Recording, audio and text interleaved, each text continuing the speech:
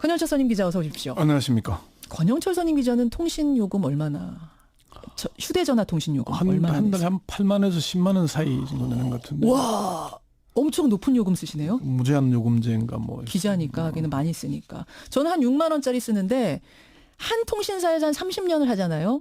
그러면은 이게 인하가 됩니다. 저는 반값, 뭐 30% 할인 이런 걸 받고 있거든요. 저는 이게 왔다 갔다 하지 않게 장기로 쓴 사람들한테 혜택 많이 주는 이런 방식으로 좀 가는 게 바람직한 거 아닌가 이런 생각이 들더라고요. 그게 사실 단통법의 취지였어요. 원래 취지는. 예. 보조금 준다 그래서 눈 가리고 아웅 하지 말라는 거였죠. 예. 근데 이 취지대로 안 되는 게 문제인 거죠. 뭐 항상 이득을 보는 쪽에서. 그러게요. 휴대폰 얘기 많은 분들이 공감하면서 다양한 아이디어 보내주고 계십니다. 저희가 빼놓지 않고 읽겠습니다. 와이뉴스 뭐 가지고 오셨어요? 오늘이 며칠인지 아시죠? 오늘 6월 15일. 예, 6월 15일 하면 기억나시는 게? 조금 전에 우리가 노인 학대 예방의 날 얘기했는데 오늘 6.15기도 하네요. 2000년 남북 정상회담 이제 17도 되는 날이죠. 예. 어쨌건 이명박 박근혜 정권을 거치면서 남북 관계는 단절됐고 한반도는 북한 핵실험과 미사일 발사 등으로 긴장감이 조성되고 있는 그런 상황이고요. 예. 이런 와중에 2000년 남북 정상회담, 2007년 14 남북 정상회담의 주역인 조명균 전 통일 외교안보정책 비서관이 통일부 장관에 지명이 됐습니다. 그렇습니다. 조 후보자는 지명 직후 기자들과 만나서 개성공단 사업이 재개돼야 한다 이렇게 얘기를 했거든요. 그렇죠. 그래서 조명균 통일부 후보자의 일성은 왜 개성공단 재개였을까 이렇게 주제를 정해봤습니다. 조명균 통일부 장관 후보자의 일성이 첫 마디가 왜 개성공단이었을까? 네. 첫 마디가 정말 그랬어요. 발표 직후에 이제 기자들하고 만나서 예. 개성공단은 재개돼야 한다 이렇게 얘기를 했습니다. 그러면서 남북 정상회담에 대해서는 구체적으로 얘기하기는 어렵지만 필요하다면 남북 관계를 푸는데 추진 나갈 수 있는 문제라고 전향적인 입장을 밝히기도 했고요. 예, 그래요. 그럼 개성공단이 어떻게 장관이 이렇게 맘먹으면 곧바로 재개가 되는 건가요? 그거는 아니죠. 조 후보자의 발언은 개성공단은 재개돼야 한다는 원론적이고 원칙적인 수준의 발언입니다. 그렇죠. 당일을 언급한 것이지 당장 재개를 하겠다거나 그런 건 아니고요. 조명균 후보자는 어제는 개성공단은 재개돼야 한다는 발언이 이제 좀 앞서간 거 아니냐는 얘기가 나오니까 예. 정부가 그동안 밝혀온 입장에서 바뀐 것은 아니라는 점을 분명히 밝혔고요. 예. 조 후보자는 북한 핵 문제라든가 개성공단 재개에 필요한 것들을 면밀히 파악해 재개하는 방향으로 풀어나가겠다 이렇게 설명을 했습니다. 사실은 통일부 장관이 할 수 있는 이 말은 여러 가지가 있었습니다. 이산가족 문제도 있고 정상회담 얘기도 있고 여러 가지가 있는 와중에 개성공단을 첫마디로 선택한 것. 네. 이건 시사하는 바가 있다는 말씀이죠.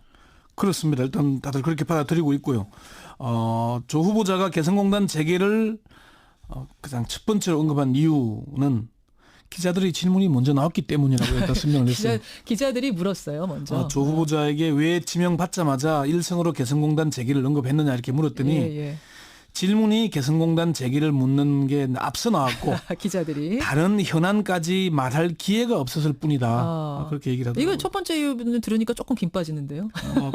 김 빠지지만은 또 그 이유도 맞으니까 그리고 이제 면밀히 살펴보겠다는 얘기를 했는데 어제 그 얘기를 물었더니 정부가 이미 밝힌 바와 같이 북핵 문제가 해결되는 데 따라 풀어나간다는 입장과 같다는 점을 점점 강조를 했고요. 그래요. 두 번째는 조명균 후보자의 경력이 개성공단과 밀접하기 때문입니다. 하긴 기자들이 질문을 했어도 네. 개성공단에 대해 깊이 생각하지 않았다면 뭐 대충 두루뭉실 넘어갈 수도 있었을 텐데 그렇죠. 재개하겠다라고 말한 거는 분명 평소에 관심이 지극히 있었다는 얘기예요. 그렇죠. 이게 이제 김대중 노무현 정부에서 통일부 교류협력국장, 경수로 사업지원기획단, 정책조정부장, 개성공단 사원취업단장 등을 거쳤거든요. 네.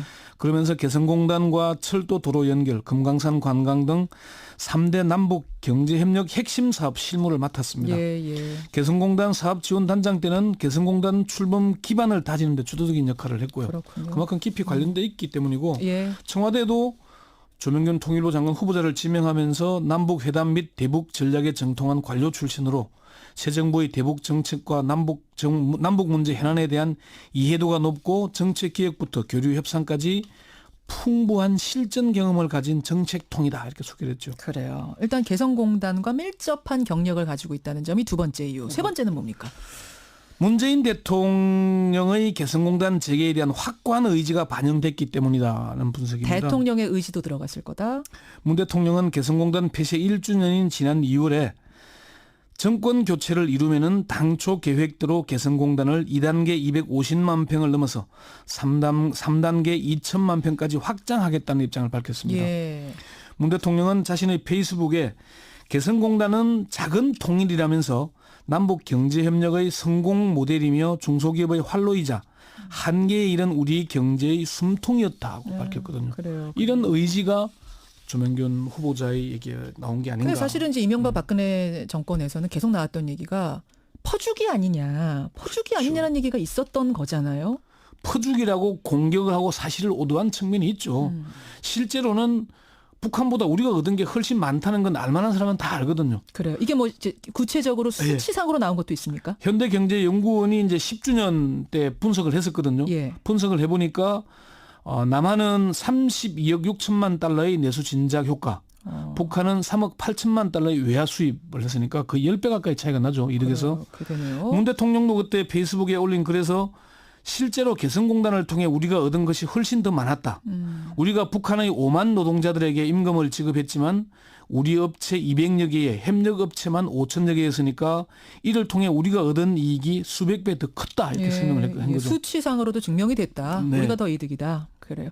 그럼 우리가 재개한다라고 하면은 아까 바로 뭐가 되는 건 아니라고 하셨잖아요. 예, 예. 뭐가 지금 남아 있어요, 절차가?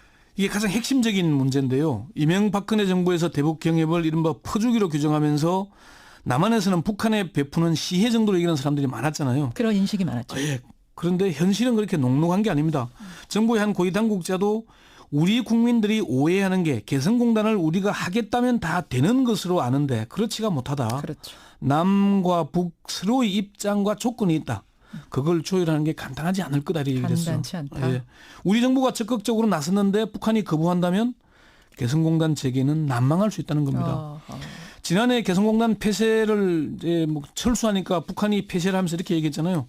그때 개성공단을 폐쇄하고 군사 통제구역으로 선포를 했죠. 예. 공단 내 남측인은 전원 추방했고 예. 개성공단 내 자산 통계를 했잖아요. 그렇습니다. 이게 바뀌지 않고 있는 상황이거든요. 그렇죠. 거기다 그 기계 놓고 오신 분들 있잖아요. 막 비닐 씌워서 그거 그대로 있는 거예요. 기계와 자재 다 남아있어요. 다 있는 거예요. 그대로. 그거 지금 들어간다고 한들 바로 기름칠해가지고 쓸 수 있을지 모르겠어요. 가봐야 될 것이고 금강산도 왜 이제 동결 후에 몰수했잖아요. 예, 예. 아직 개성공단은 몰수 단계까지는 안 간 걸로 아는데. 북한 정권이 몰수한 건 아니에요. 예, 여기 있고 북한 조평통이 어제 이제 6.15 17주년 성명을 냈는데 예. 군사적 긴장 완화부터 시작해라.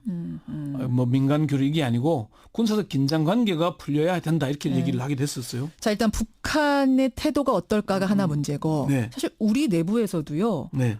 하겠다 해가지고 그냥 할 수 있는 게 아니라 뭔가 결정까지는 좀 과정이 있죠. 뜨거운 감자죠. 정부 고위 당국자도 개성공단 재개는 당장은 아닐 것이다. 여러 가지 고려해야 할 사안이 있고 당장 재개할 수 있는 상황이 아니다. 어떤 것들을 고려해야 됩니까? 사실 한미 정상회담도 있잖아요. 그렇죠. 그리고 국내적으로도 대화 분위기가 조성된 이후에 가능하지 않겠습니까?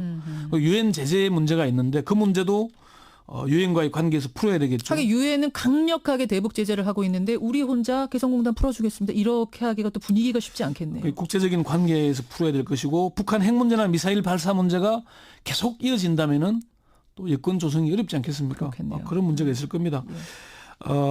다른 정부 고위 관계자도 바로 재개한다고 하기에는 부담이 너무 클 것이라고 얘기를 했습니다. 그렇지만 2000년 남북 정상회담의 주역이었던 임동원 전 통일부 장관은 어제 이제 그런 얘기를 했었어요. 전제 조건 없는 남북 대화를 시작해야 된다. 예. 중단된 교류 협력 사업을 하나씩 재개해야 한다는 얘기를 했습니다. 그래요. 그리고 조명균 통일부 장관 후보자, 서훈 국정원장, 정의용 안보실장 등등 이제 남북 정상회담의 주역들이 기환했잖아요. 예. 이런 분위기들이 조성되고 있다는 점. 특히나 박근혜 정부의 홍영표 통일부 장관이 개성공단으로 유입된 돈의 70%가 당 서기실에 상납되고 서기실이나 39호실로 들어간 돈은 핵이나 미사일에 쓰이는 것으로 확인됐다고 얘기를 했다가 예. 그 발언이 근거가 없는 거짓말이라는 사실이 국회에서 드러났잖아요. 맞아요. 그런 일이 있었습니다.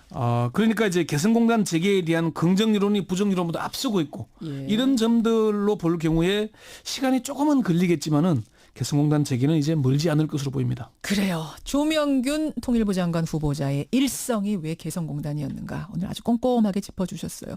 그 와중에 질문이 여러 개가 들어왔는데 KT 얘기, 환급금 얘기 질문이 많이 들어옵니다. 과거에 잠깐 KT를 썼던 사람도 다 해당이 되는 건가요? 물어보셨는데요. 2011년 10월부터 올해 4월까지 올레폰 안심 플랜 서비스라는 걸 가입한 분들.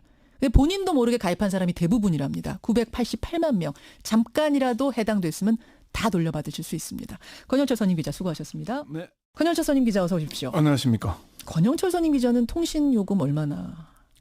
휴대전화 통신 요금 얼마나 한 달에 한 8만에서 10만 원 사이 정도 되는 것 같은데. 와, 엄청 높은 요금 쓰시네요. 무제한 요금제인가 뭐. 기자니까 하기는 많이 쓰니까. 저는 한 6만 원짜리 쓰는데 한 통신사에서 한 30년을 하잖아요. 그러면은 이게 인하가 됩니다. 저는 반값, 뭐 30% 할인 이런 걸 받고 있거든요. 저는 이게 왔다 갔다 하지 않게 장기로 쓴 사람들한테 혜택 많이 주는 이런 방식으로 좀 가는 게 바람직한 거 아닌가 이런 생각이 들더라고요. 그게 사실 단통법의 취지였어요. 원래 취지는. 예. 보조금 준다 그래서 눈 가리고 아웅 하지 말라는 거였죠. 예. 근데 이 취지대로 안 되는 게 문제인 거죠. 항상 이득을 보는 쪽에서.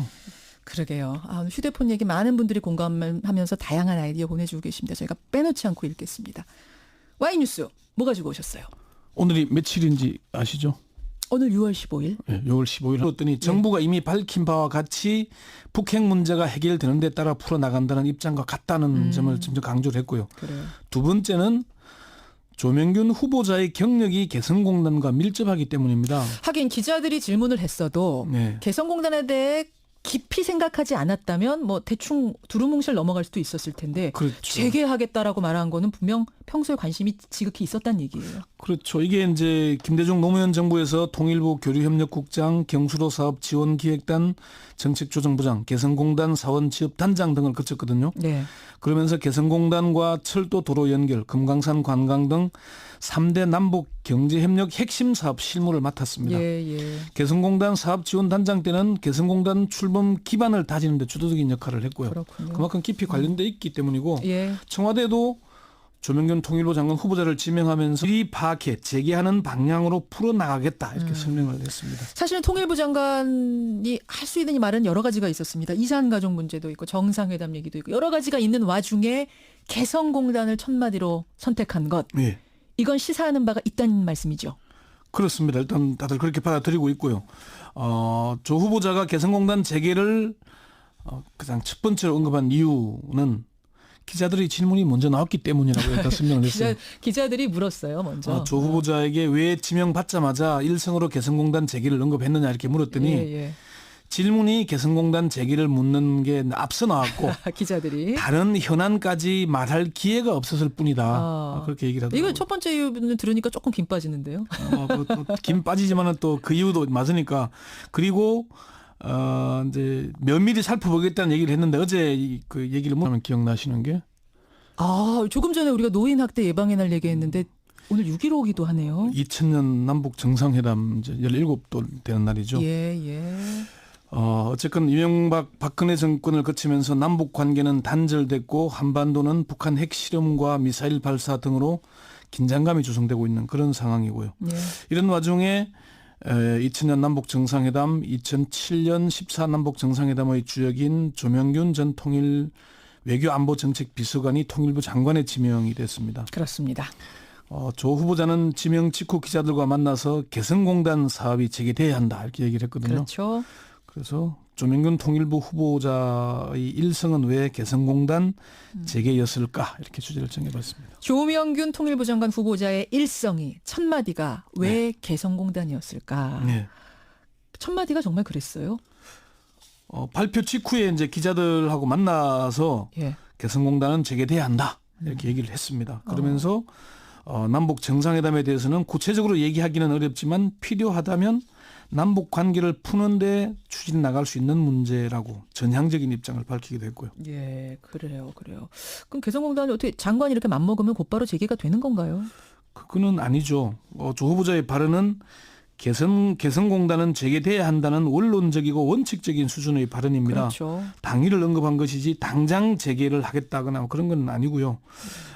조명균 후보자는 어제는 개성공단은 재개대한다는 발언이 이제 좀 앞서간 거 아니냐는 얘기가 나오니까 예.